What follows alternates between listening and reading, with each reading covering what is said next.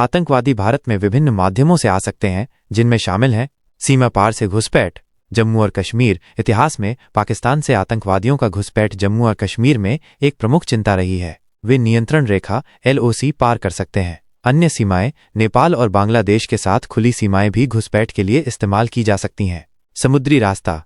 समुद्री सीमा की लंबाई और सुरक्षा की चुनौतियों के कारण आतंकवादी समुद्री रास्ते से भी दाखिल हो सकते हैं। देश के अंदर से भर्ती। कुछ मामलों में आतंकवादी संगठन देश के अंदर ही लोगों की भर्ती करते हैं। ये लोग कट्टरपंथी बन सकते हैं और आतंकवादी गतिविधियों में शामिल हो सकते हैं। अन्य माध्यम नकली दस्तावेजों का इस्तेमाल करके या छिपकर अन्य तरीकों से भी देश में दाखिल हो सकते हैं। भारत सरकार आतंकवाद को रोकने के लिए कई कदम उठा रही है, जिनमें सीमा सुरक्षा बढ़ाना, खुफिया जानकारी इकट्ठा करने को मजबूत करना और कानूनी कार्रवाई करना शामिल है। भारत विभिन्न प्रकार के आतंकवादी संगठनों से प्रभावित रहा है, जिनमें शामिल हैं जिहादी आतंकवादी समूह। ये समूह अक्सर पाकिस्तान स्थित हैं और कश्मीर में सक्रिय हैं, जैसे कि लश्कर-ए-तैयबा और जैश-ए-मोहम्मद। अलगाववादी समूह। ये समूह देश के विभिन्न हिस्सों में सक्रिय हैं और स्वतंत्रता या अधिक स्वायत्तता की मांग करते हैं। ये समूह देश के कुछ हिस्सों में सरकार के खिलाफ हिंसक विद्रोह करते हैं। चुनौतियां।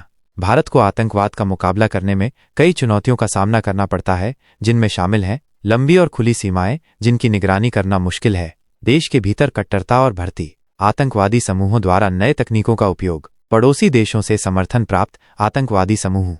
यह ध्यान रखना महत्वपूर्ण है कि आतंकवाद एक जटिल और सतत खतरा है और भारत सरकार इसे संबोधित करने के लिए लगातार प्रयास कर रही है।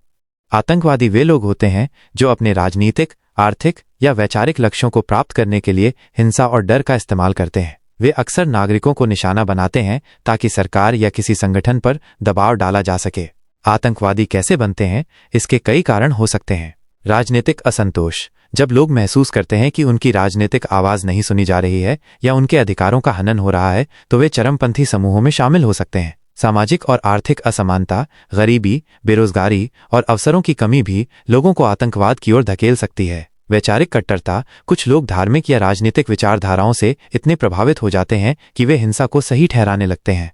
समूह का दबाव। कुछ लोग अपने साथियों या परिवार के सदस्यों के दबाव में आकर आतंकवादी समूहों में शामिल हो जाते हैं। ब्रेन वॉशिंग और भर्ती। आतंकवादी संगठन युवाओं को निशाना बनाते हैं और उन्हें कट्टरपंथी विचारधाराओं से प्रभावित करते हैं। वे उन्हें हथियार चलाने का प्रशिक्षण देते हैं और उन्हें आतंकवादी गतिविधियों को अंजाम देने के लिए तैयार करते हैं। यह ध्यान रखना महत्वपूर्ण है कि आतंकवाद किसी एक धर्म या संस्कृति से जुड़ा नहीं है। यह एक जटिल समस्या है जिसके कई कारण हैं। आतंकवाद का प्रभाव। आतंकवाद के गंभीर और दूरगामी परिणाम होते हैं।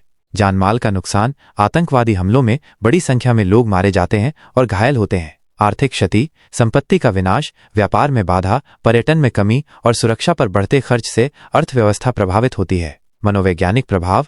आतंकवादी हमलों से बचे लोगों और आम जनता में डर, चिंता और सदमा जैसी मनोवैज्ञानिक समस्याएं हो सकती हैं। सामाजिक विभाजन। आतंकवाद समुदायों के बीच अविश्वास और शत्रुता पैदा कर सकता है। राजनीतिक अस्थिरता। आतंकवादी गतिविधियां सरकारों को अस्थिर कर सकती हैं और राजनीतिक प्रक्रियाओं को बाधित कर सकती हैं। मानवाधिकारों का हनन। आतंकवाद का मुकाबला करने के नाम पर सरकारें ऐसे कदम उठा सकती हैं जो मानवाधिकारों का उल्लंघन करते हैं। आतंकवाद का इतिहास। आतंकवाद कोई नई घटना नहीं है, लेकिन आधुनिक युग में इसका स्वरूप और पैमाना बदल गया है। 18वीं शताब्दी की फ्रांसीसी क्रांति के दौरान आतंक शब्द का पहली बार इस्तेमाल किया गया था। 1970 के दशक में अंतर्राष्ट्रीय आतंकवाद ने व्यापक ध्यान आकर्षित किया और 21वीं शताब्दी में धार्मिक और वैचारिक रूप से प्रेरित आतंकवाद एक बड़ी चुनौती बन गया है।